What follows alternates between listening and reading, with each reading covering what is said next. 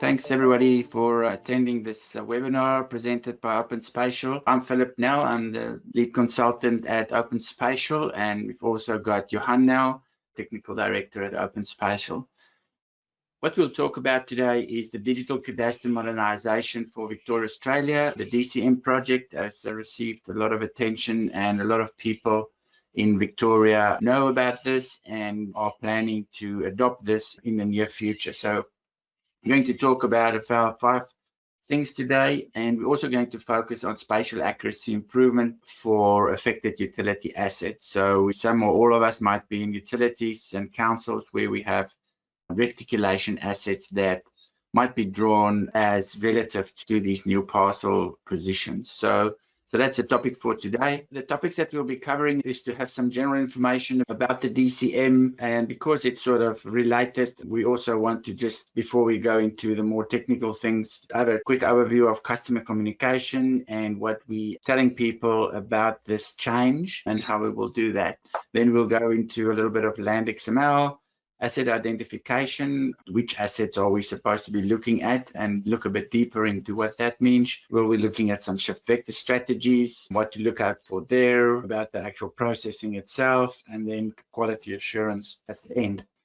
So here's the slide we have for general information. So we all know this is a big investment that the state government has made, 45 million for all of this and all the technicalities that goes with modernizing and the whole process of doing the modernization. So to adopt these better data sets, because it's not just parcels, it's everything that flows from, we have to think about the accuracy improvement of feature captured relative to the parcel boundary, as well as features that uses these boundaries as their source or as their own source data. The official Big Map webpage, we all probably know, we're not going to go to that one. The progress map, that's the one we see there on the right-hand side. And if you click on any of those LGAs, you will find some links there to click. One of those links will be to download some land XML, and the next slide will show a little bit about that. And then there's the link at the bottom. That one will show people what's the latest data for each of the LGAs, where you can also then download the actual shift vectors and the parcels and so on. So that's the link. We can make these available, but I'm sure you all will be able to get to them and use the content on the pages they go to. When we talk about the customer communication, I think why the DCM, why a spatial accuracy improvement, and then sort of when all of this is happening is important to inform your people about all of this. The why DCM is basically, and this is published on the website, it's reduce costs and improve productivity for government, private sector, and for big and small infrastructure projects. So that could be property developments, utilities, and those sort of things. There is that little YouTube video. Can you start that one up? It's really just 1 minute. It is the one that is published on the websites. To the current day, where maps are used at work, on holidays, and to assist people in need. Although convenient and easy to use, they frequently need to be updated to reflect changes to our cities. Older versions of maps can sometimes lead to problems in locating services and utilities or responding to people in need. Did you know in some parts of rural Victoria, our current digital map of property boundaries can be out by up to 25 metres? The Victorian Government is investing $45 million to update the authoritative map of Victoria, making it more accurate and accessible. All Victorians will benefit from this modernisation, as will the industries that rely on spatial information, including surveying, planning, construction, agriculture, transport, emergency services, communications, and research. This investment will ensure our digital maps are ready for Victoria's future. So that is just a little video, and I think it sums it up, and probably okay to use that internally at the councils and water corporations as well. Then, so that's why the DCM, but why then spatial accuracy improvement, which means why the actual shifting of the assets. And that is due to historic reticulation asset data captured as offsets relative to parcel boundaries. And so that's the main reason. Other sort of reasons for spatial accuracy improvement is maybe not just historical asset data as pipes, but there might be related other features as well. You will have, I mentioned, arrows and labeling and all these things that will have to be fixed up. So it's not just the asset itself. And we'll get into that a little bit later. Philip, I think we can also add with your ASCON data coming in, look at it asconstructor.com with a new, more accurate cadastre and so on. It will fit in better with the new data. So your ASCON data will fit in much better. And if you then look at the digital twin for Victoria, to be able to publish the data, having the one single cadastre base across, it will mean it will fit into the digital twin information much better as well. So there's a lot of different benefits that will gain from doing this. Yeah, so the flow-on effect, it just all makes sense. So in terms of when this is happening, this is all up to the DCM project, and we're all looking at when these final releases for the LGAs comes out, and that is being communicated to all the parties. What we also have to look at when we execute a project is when you have parks crossing LGA boundaries, is to make sure that you take that into account on if they release on different timescales what you're going to do at those crossing areas. And of course, your typical internal spatial accuracy improvement project plan will also depict on when you adopt the new cadastre and when you do the actual shift of your assets. This slide is about Land XML. So one of the first steps in the DCM process is to make this Land XML file for property developments. And you can download this from that progress map. So what I've just shown here is a plugin. So there's a plugin in QGIS that you can download. There's two actually. The top picture there is on that map where you can just download the zip file. And then the bottom two screenshots on the right is for the Land XML plugins that is available in QGIS. So there's two. The top one is the one by Landvic, and the bottom one is the one from, I think it's a New Zealand company. So I found the bottom one to actually work and the top one not to. So someone might have to look at that, or it could just be my QGIS version and actually Land XML.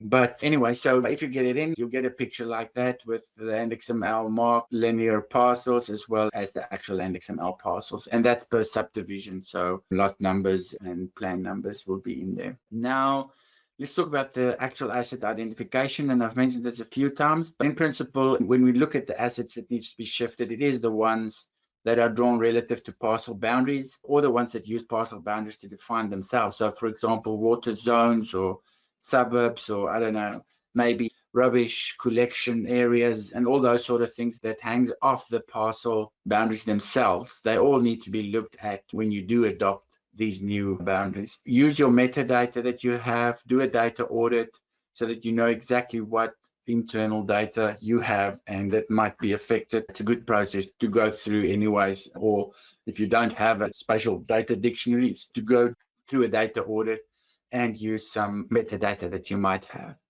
So that's a primary asset identification. But what you also have to do is think about the topologies of features that is related to that. So I've mentioned a few there. There might be a whole lot more, but I'll just go through these 7 and just go into a little bit of detail on them. So label locations and orientation along lines or pipes.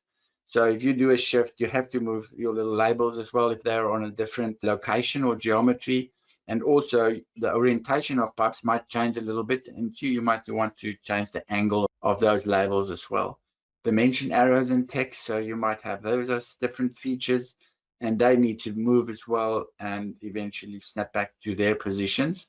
Geometry rings and areas. If you store these in attribute columns, they will have to be recalculated because that is the actual geometry that exists and you want that actual geometry length and area. If you have straight lines with interim vertices, so it might be a vertex that's not required, but it sits there in the middle of a straight line. And I'll have a little picture of that later on to show that. We have connectivity topology. So if you have service connection that connects to pipes, but doesn't break the pipe at that point, you will have to sort of store that position and angle and snap it all back at the end.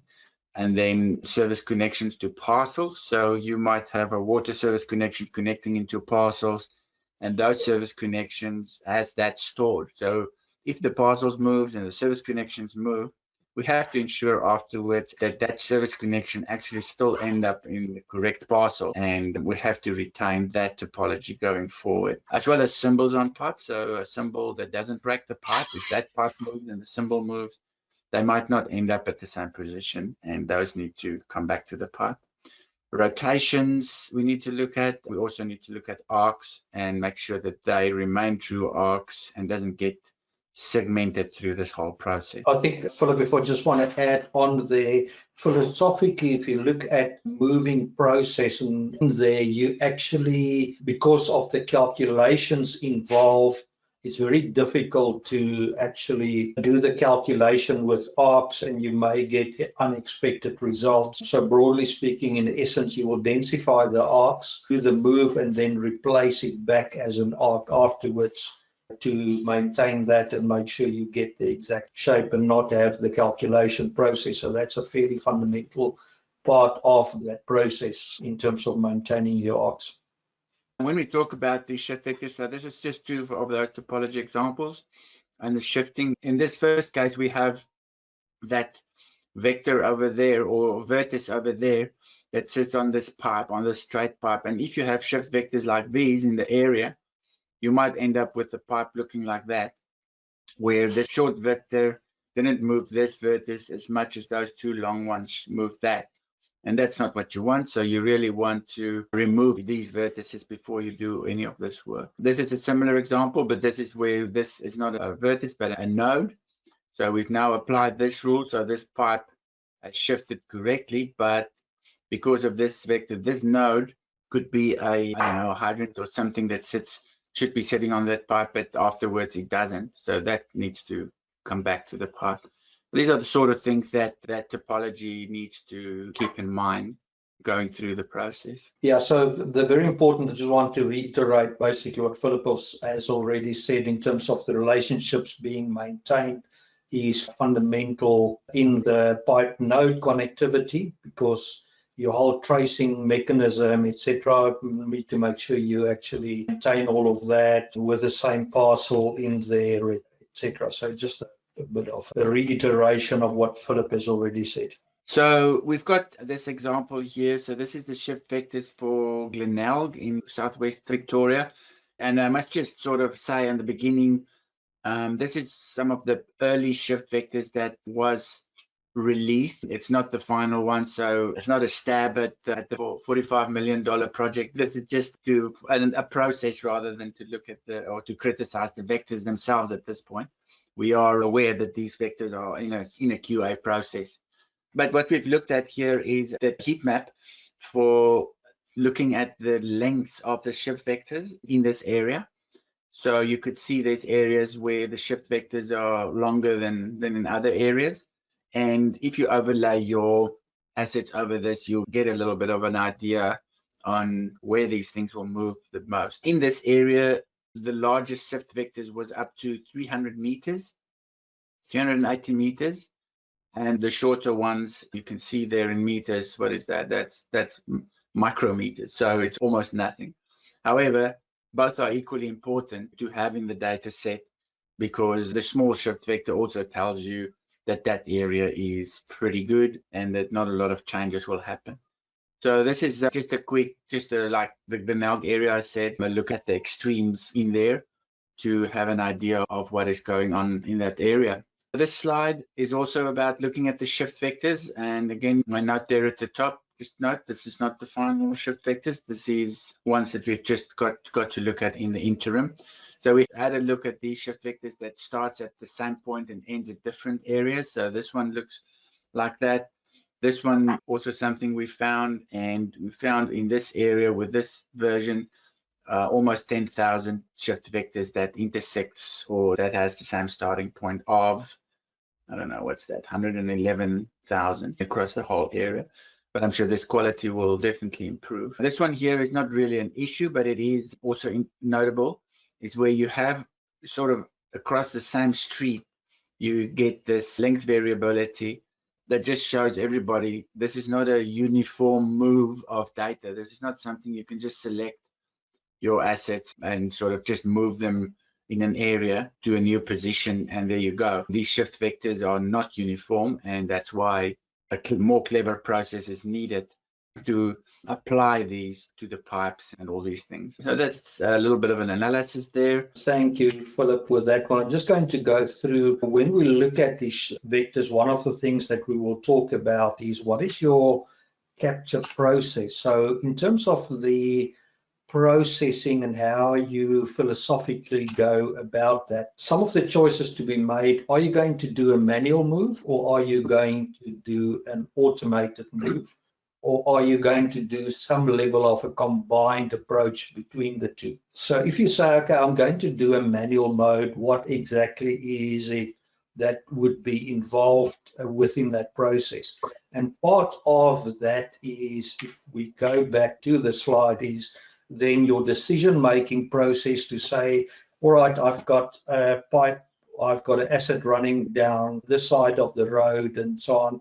Where does the variability between it, say if I've got something running on there, because once again, we've got a big move there and almost no move there. So the decision-making process, then leaving that over to a human versus an automated process. So with a manual move, the number of layers, number of entities on those layers, what exactly is that process, can be quite a big job in terms of the move. So once again, looking at which areas have you got in terms of the biggest move that you need to look at in there. So your QA is going to be imperative in the process. Doesn't matter which way you're going to go about that. Part of what we're looking then is to say, if you're going to do an automated, is basically you've got a cadastre where you say, I've got shift vectors generated from the cadastre before and after. And since the assets are related to the cadastre as an offset, you will apply those shift vectors then based on the cadastre. Very important then is also your data relative to cadastre versus actually survey data. So that's one of the things where your metadata is very important. So in terms of which data have you got, has it been moved, has it been surveyed, is it survey accurate? The survey accurate may actually fit the new cadastre better than the old. So it's as important to know what you're not going to move than it is what you're going to move, in terms of just not moving everything. So very important to know how the data was captured and in terms of the process. So information such as the SUI standard can be quite important in there. So once again, the maintain before after relationship that you're going to do there. Part of that process is, are you going to do it in larger areas versus smaller areas? Now, one of those things that, for example, especially in the rural areas, you may have assets only around the towns and none in the rural areas. So do you only move the towns and ignore the rural areas? Or what is the, so you would have the, the pipes and all of that type of information, but you may also have larger polygon boundaries. So that's part of that process, is to say, where are you going to concentrate your efforts on, what is your processing time, etc., that you're going to look at. So part of that, in terms of the philosophy, how you're going to do that. The other process is, are you going to move the data in situ versus import, export, or, with the ETL process in there. So if you're storing your data in a spatial database, it makes it a lot easier than any file-based system. And if you can actually do a lot of that, the move and update and processing within a spatial database, that gives you a lot of flexibility. That's one of the things in terms of the spatial databases, and in our case, especially around Oracle, has got a lot of processing functionality built into the database that we actually use to manage this entire process. So it's not a, let's take everything out, do the changes, and then import everything back in. You can actually use the power of the spatial database to be able to run this process within that environment. So that is just what exactly is the mechanism that we're going to use, or are we going to export and re-import everything? So broadly, the process that we follow would be using the linear triangulation in there. Your edge areas is very important within that, so you don't get this type of thing happening. So that's where you throw buffers around the existing shift vectors. So it's not just take the existing shift vectors. There is actually then a process around that will take the edges and apply a buffer, and that's part of the process, is to say what is the size of the buffer that we are going to use. We find about a 20-meter buffer works quite well around that, so you don't get law of unintended consequences and then move stuff that shouldn't be moved within this. So the next one is here. I've got a few examples where I've got a pipe network with some nodes in there with before and after cadastre. And typically you can see there you've got areas of large movements, areas of small movements, all of that type of things. There I've got my service connections that would then go into parcels, etc., that you need to look at now. If I do a comparison, so here is that one, there's a triangulation of the before points, and there's the triangulation of the end point. So I'm just going to go between these two. So if we look at the relationship where that edge is crossing versus that edge is crossing, so that is inducing quite a bigger move that you have within there. So this is the type of things that you're going to do, or that the system will actually use to do this entire process. Now, one of the things is you cannot just leave everything up and say, run it once and all is hunky-dory and she'll be right. Because of the type of thing, you've got to maintain these angles and so on. It's a bit like map rejections, where you can have the size right, you can have the direction right, or you can have the area right. Go and pick which one you want. The same in terms of the relationship with your network, with the boundaries. You can have the distance right, you can have the direction right, or you can have the length of the object right. So part of that process then is to say, how exactly are we going to manage which one is going to be more important? Because now if you're doing some of these moves, let's say the length of the asset change, now that then immediately has an impact on your asset management system, because if you say, the length of our pipe assets is X, and now suddenly there's a change to that. How is the asset management system and the valuation and the auditors and all of that things going to be impacted if we do that? So part of that is, how does it look? Does the relationship remain the same? And what is the downstream impacts that we do need to consider in there? So that's all part of that process. And what we've worked out is that combination of approach that you can look at. So a fundamental part of what we're doing then here, if we do these comparisons, then is around the quality assurance that you can do before after comparison. So fundamental part is the calculating a points to the parcels before and after. So what is my existing relationship? Then after you've done it, what is the new relationship? Then you can identify where the relationships has changed, that you can then, if there's manual process to be done, this is where you can actually then go and find those manual process. Your spatial database is the best place for calculations then in there, and storing that information that you can do the before and after parts on that. Very fundamental part of that is then that you also need to decide on your tolerances, so that you're going to say, well, if this has moved X percentage, is that going to be fine or not? And that's very important then if you go back to your stakeholders, your customers, your clients within the organization, is to say, yes, the before and after that has moved, in terms of the parcels. So the parcels have moved a certain percentage. This is the impact going to be on our asset base.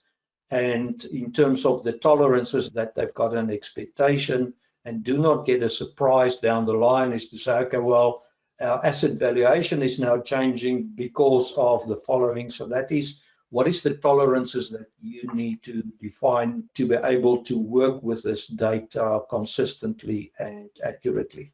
So in terms of quality assurance, I just got two examples there.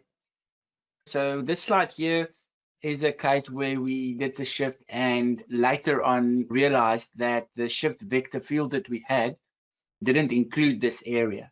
So those blue arrow lines there are the shift vectors that wasn't included in the actual shift. So that ended up with that water pipe there looking like it's not correct.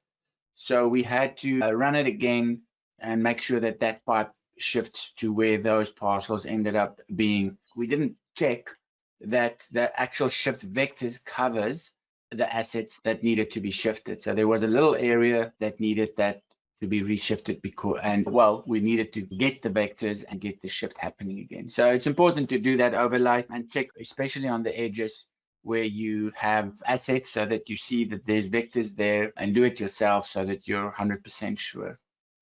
That's the one. And then the second one here. So this is an example. So the assets or the parcel, the yellow one is the original and that grayish one is the after, or brown grayish one is the after, and the blue and the white is the before and after for the pipe. You can see there that those white lines over there is sort of looking okay, but not really, because they're not 90 degrees and they're not square where they probably should be. And this is a case where shift vectors on either sides of an intersection or on the four sides of an intersection is maybe not uniform. And then you will get this sort of thing. And again, you can do topology rules before and after to make sure that pipes and valves come in and out, and that angle together is 180, so that these things are straight and so on. So those are two examples of where you need to know what you're doing and need to look before and after to make sure that what we have satisfies the requirements. We are now at the point where we can have a quick question and answer or discussions about the DCM itself, or any issues around spatial accuracy improvement. Okay, so it seems that everybody now knows all about the DCM shift. Now, in terms of if you need any assistance with this, we've got a process and tools to actually run this process, plan it with you, and help you with the data, what exactly has to move and not move. So giving you advice on that. And help you with the shift process. So if you've got any questions about that, contact Philip or myself on there. So right, Carl has got a question. The question is from Barwon Water. Consider some organizations still capture cadastre data internally. What's the best strategy for adapting DCM? Adapt VicMap first or DCM straight away? So I would say it would be better to go DCM straight away in terms of the amount of effort involved. Johan, I have a question. Yep. So we already use VicMap at Western Port Water. So is this something that's going to come through a IUF seed update, or is there some sort of script that we need to? It will come through the IUF update. So basically what will happen is you'll get the cadastral areas or the council areas that cover your area. There will be then a date, and there will be an old, and then there will be a new cadastre, and you'll have the vectors.